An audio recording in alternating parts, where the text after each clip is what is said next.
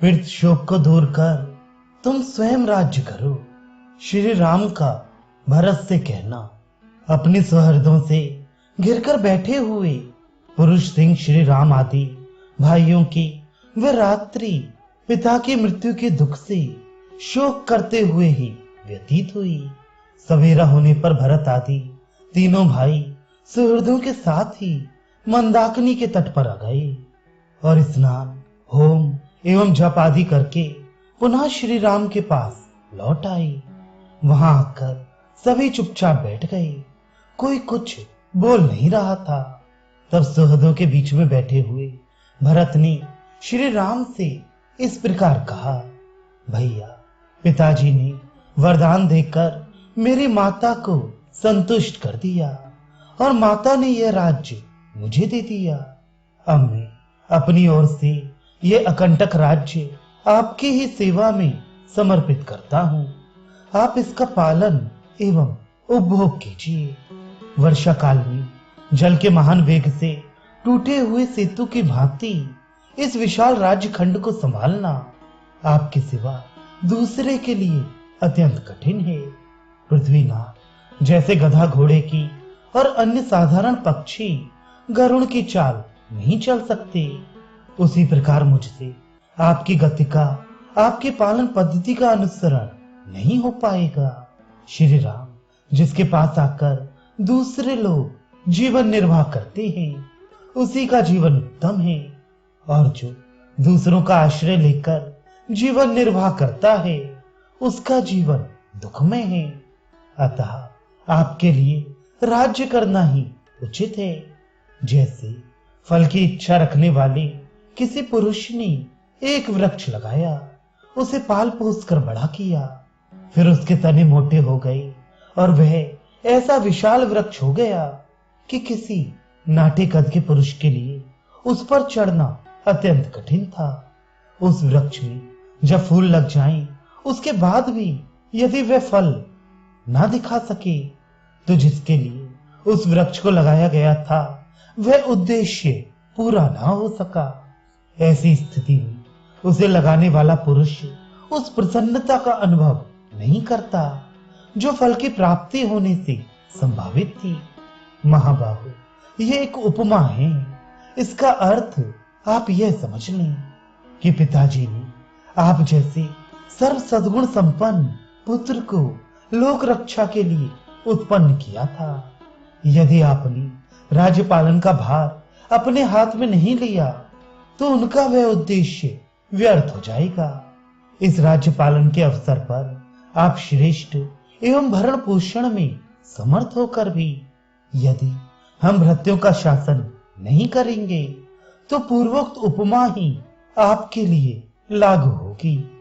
महाराज, विभिन्न जातियों के संत और प्रधान प्रधान पुरुष आप शत्रु दमन नरेश को सब ओर तपते हुए सूर्य की भांति राज्य सिंहासन पर विराजमान देखें।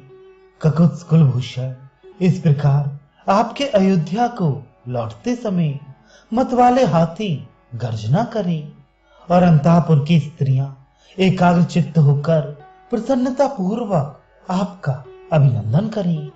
इस प्रकार श्री राम से राजग्रहण के लिए प्रार्थना करते हुए भरत जी की बात सुनकर नगर के भिन्न भिन्न मनुष्यों ने उसका भली भांति अनुमोदन किया।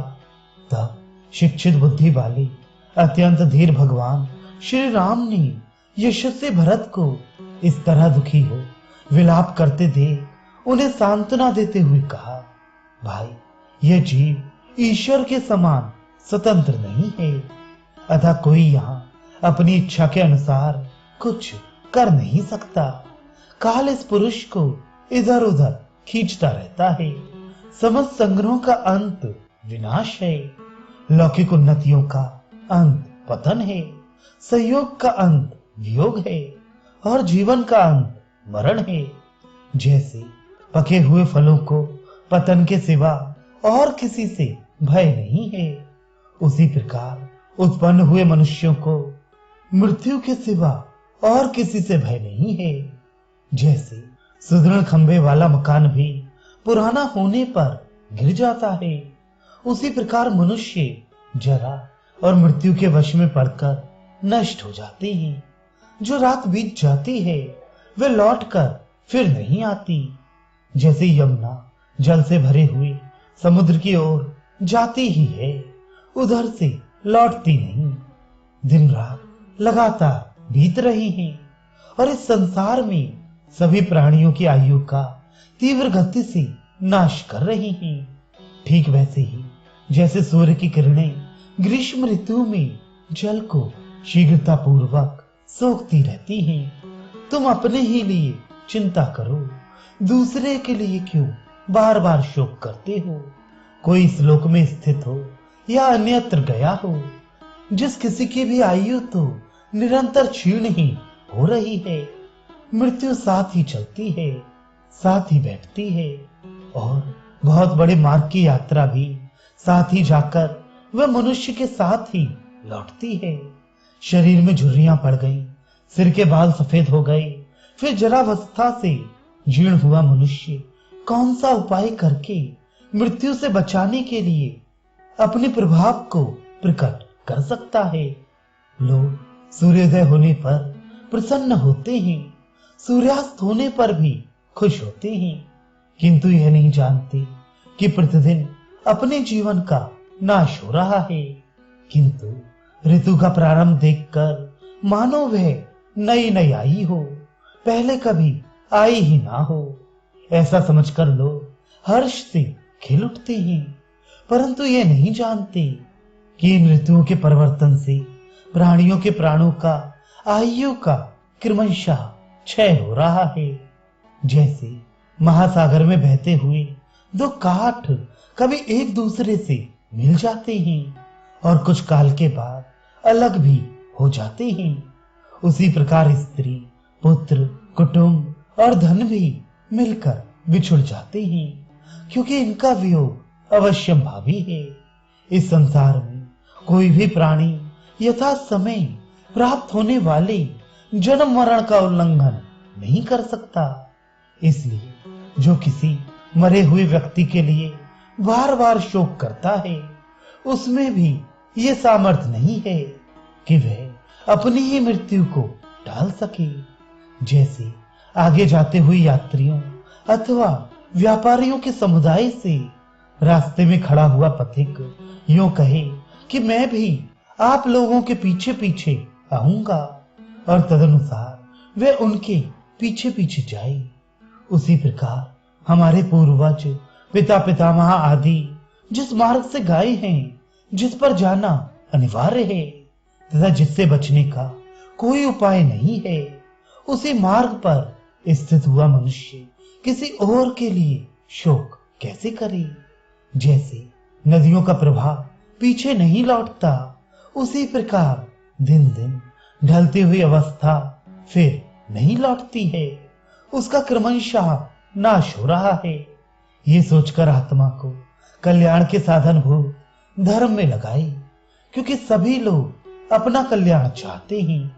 ता हमारे पिता धर्मात्मा थे, उन्होंने पर्याप्त दक्षिणाएं देकर प्रायः सभी परम शुभकारक यज्ञों का अनुष्ठान किया था। उनके सारे पाप धुल गए थे, अतः वे महाराज स्वर्ग लोक में गए हैं। वे भरण पोषण के योग्य परिजनों का भरण करते थे, प्रजाजनों का भली भांति पालन करते थे और प्रजाजनों से धर्म के अनुसार कर आदि के रूप में धन लेते थे। इन सब कारणों से हमारे पिता उत्तम स्वर्ग लोक में पधारे हैं। सर्वप्रिय शुभ कर्मों तथा प्रचुर दक्षिणा वाले यज्ञों के अनुष्ठानों से हमारे पिता पृथ्वीपति महाराज दशरथ स्वर्ग लोक में गए हैं। उन्होंने नाना प्रकार के यज्ञों द्वारा यज्ञ पुरुष की आराधना की, प्रचुर भोग प्राप्त किए और उत्तम आयु पाई थी। इसके बाद वे महाराज यहाँ से स्वर्ग लोक को पधारे हैं। ता अन्य राजाओं की अपेक्षा उत्तम आयु और श्रेष्ठ भोगों को पाकर हमारे पिता सदा सत्पुरुषों के द्वारा सम्मानित हुए हैं। अतः स्वर्गवासी हो जाने पर भी वे शोक ही करने योग्य नहीं है। हमारे पिता ने जराजीर्ण मानव शरीर का परित्याग करके दैवी संपत्ति प्राप्त की है, जो ब्रह्मलोक में विहार कराने वाली है। कोई भी ऐसा विद्वान जो तुम्हारे और मेरे समान शास्त्र ज्ञान संपन्न एवं परम बुद्धिमान है, पिताजी के लिए शोक नहीं कर सकता। धीर एवं प्रज्ञावान पुरुष को सभी अवस्थाओं में ये नाना प्रकार के शोक, विलाप तथा रोदन त्याग देनी चाहिए। इसलिए तुम स्वस्थ हो जाओ। तुम्हारे मन में शोक नहीं होना चाहिए। वक्ताओं में श्रेष्ठ भरत, तुम यहां से जाकर अयोध्यापुरी में निवास करो, क्योंकि मन को वश में रखने वाले पूज्य पिताजी ने तुम्हारे लिए यही आदेश दिया है। उन पुण्य कर्मा महाराज ने मुझे भी जहां रहने की आज्ञा दी है, वहां रहकर मैं उन पूज्य पिता के आदेश का पालन करूंगा। शत्रु दमन भरत, पिता की आज्ञा की अवहेलना करना मेरे लिए कदापि उचित नहीं है। वे तुम्हारे लिए भी सर्वदा सम्मान के योग्य है, क्योंकि वे ही हम लोगों के हितैषी बंधु और जन्मदाता थे। रघुनंदन, मैं इस वनवास रूपी कर्म के द्वारा पिताजी के ही वचन का, जो धर्मात्माओं को भी मान्य है, पालन करूंगा।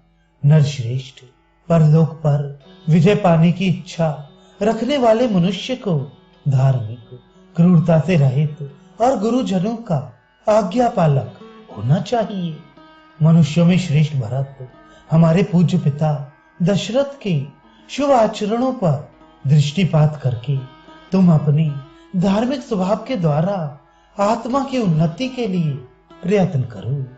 सर्वशक्तिमान महात्मा श्री राम एक मुहूर्त तक अपने छोटे भाई भरत से पिता की आज्ञा का पालन कराने के उद्देश्य से ये अर्थयुक्त वचन कहकर चुप हो गए।